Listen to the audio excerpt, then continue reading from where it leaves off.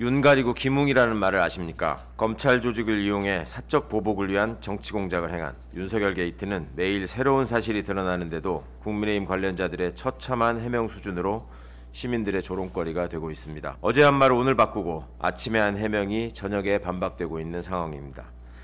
해명을 기대한 윤석열과 김웅 기자회견에서 국민이 보고 들은 것은 고발장을 전달했을 수도 있고 조작 가능성일 수도 있다며 궁색한 말장난으로 일관하는 의원의 모습과 출처와 작성자가 없는 괴문서라며 국민 앞에 화를 내는 대선 후보의 모습뿐이었습니다. 진실이 규명되는 것이 두려우니 손준성에 대한 꼬리 자르기와 선배검사 김기춘의 초원복 국집 사건을 떠올리게 하는 정치공작 프레임으로 대응하려는 장난질을 거듭하다 결국 당 지도부까지 나서 박지원 게이트를 운운하는 지경입니다. 압수수색을 방해하는 명백한 범죄 행위에 집단적으로 나선 제1야당 대표와 의원들의 모습은 진실을 가리기 위해서라면 어떠한 거짓과 불법도 마다하지 않겠다는 국민에 대한 노골적 협박인 것입니다. 윤석열 캠프 상황실장인 장제원 의원이 지난주 한 방송에서 윤석열이 진짜 고발이 필요했다면 가장 가까운 정점식 의원에게 전달해 고발하는 게 맞다고 목청을 높인 사실을 기억합니다. 당시 정점식 의원은 해당 문서를 본 적도 없다고 해명했었지만 고발장을 작성했다는 조상규 변호사가 정점식 의원에게 초안을 받아 편집해 넘겼다고 설명했고 그 역시 손준성 보낸 문서와 판박이 문서로 밝혀지자 뒤늦게 정점식 의원도 전달을 인정하는 거짓말의 향연이 계속된 바 있습니다. 이는 당시 김웅 의원을 포함해 복수의 루트로 고발 사주가 이루어졌을 가능성을 입증하는 것이며 전직 검사들이 그 당사자로 등장하고 있는 점을 볼 때 그 집단의 윤리의식과 진실을 대하는 태도를 그대로 드러내고 있습니다. 더 이상 거짓말하지 말고 정점식 의원은 해당 대리고발장의 접수 경로를 밝혀야 할 것이며 윤석열 후보의 모르쇠 행태로 더 이상 다른 사람의 거짓말이 양산되지 않기를 바랍니다. 지난 10일 제보자가 증거를 제출하며 공수처의 본격적인 수사가 시작되었고 윤석열, 손준성 등이 피의자로 입건되었습니다.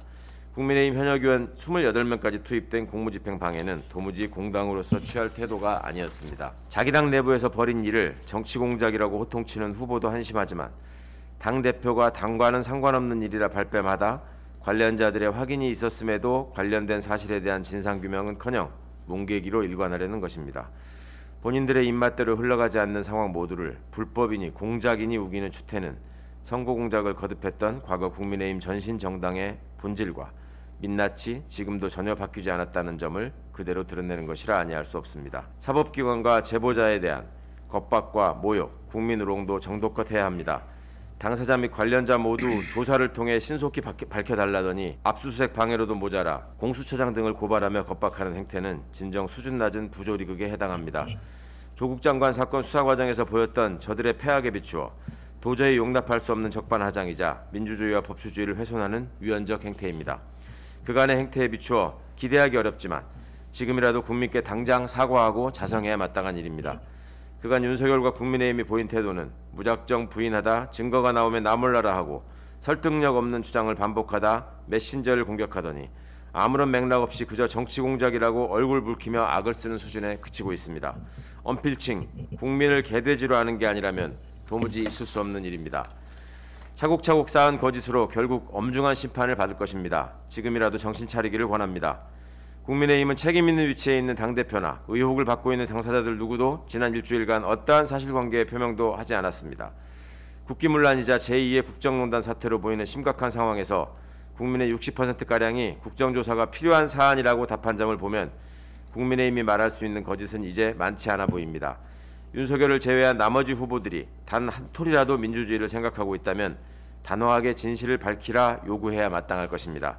검찰총장직을 맡긴 임명권자를 배신한 것도 모자라 자신의 이익을 위해서나 위험을 회피하기 위해서라면 언제든 측근과 후배를 내치는 배신자의 말로는 비참할 것입니다. 배신을 거듭하는 깡패가 목정을 높일수록 그 불안함의 크기만 확인될 뿐이며 문제의 근원인 검찰의 조직 문화와 집중된 권력의 문제를 근본적으로 해결해야 한다는 점을 웅변할 뿐입니다. 반드시 검찰개혁 입법을 마무리하겠다는 다짐을 새로이 합니다.